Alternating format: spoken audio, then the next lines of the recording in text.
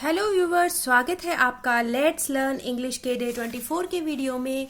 मैं आपको याद दिला दूं कि डे 23 के वीडियो में हमने कुछ ऐसे शब्दों के बारे में जाना था जो अक्सर हमारे मुंह से जब हमें बहुत गुस्सा आता है तो निकल जाते हैं।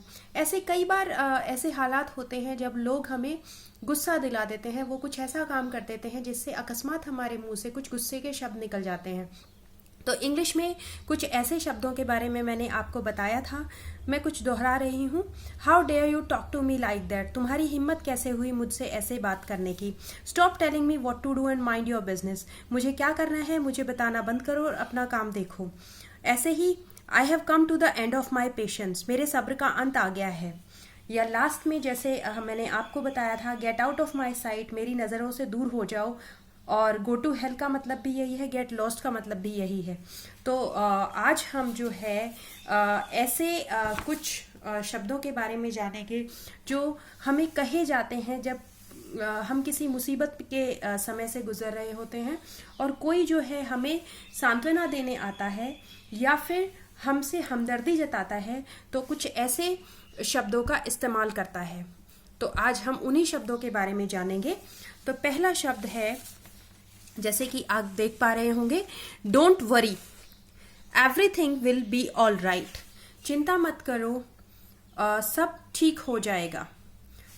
अगला है, there is no need to worry, चिंता करने की जरूरत नहीं है। Stop worrying, all will be well, चिंता करना छोड़िए, सब ठीक हो जाएगा। ये सभी एक अर्थ में इस्तेमाल होंगे।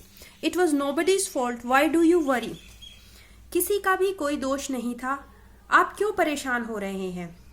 अगला है, look, there is nothing to get nervous about, देखिए अधीर होने की कोई बात नहीं है।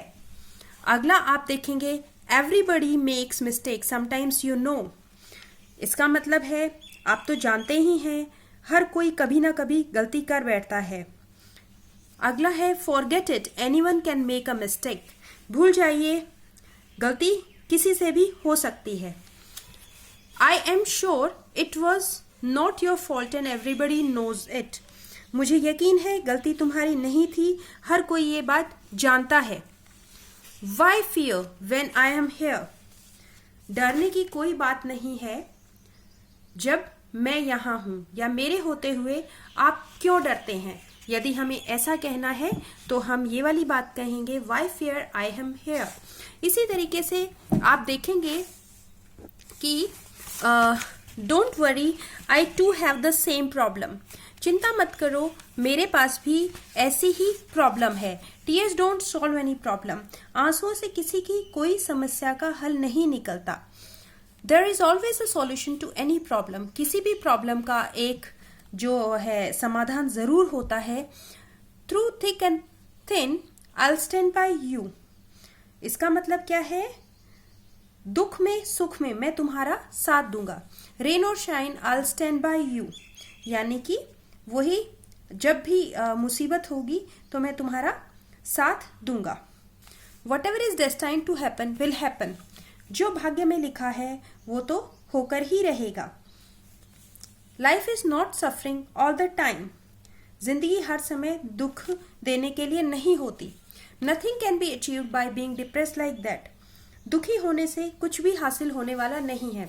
तो देखा आपने, अंग्रेजी में हम कैसे लोगों को दिलासा दे सकते हैं, कैसे मुसीबत में झेल रहे लोगों को हम दिलासा दे सकते हैं। फिर से आप इन वाक्यों को देख सकते हैं, मैं आपको थोड़ा क्लोजअप करके दिखा देती हूँ, आप इन्हें पढ़ के देखें।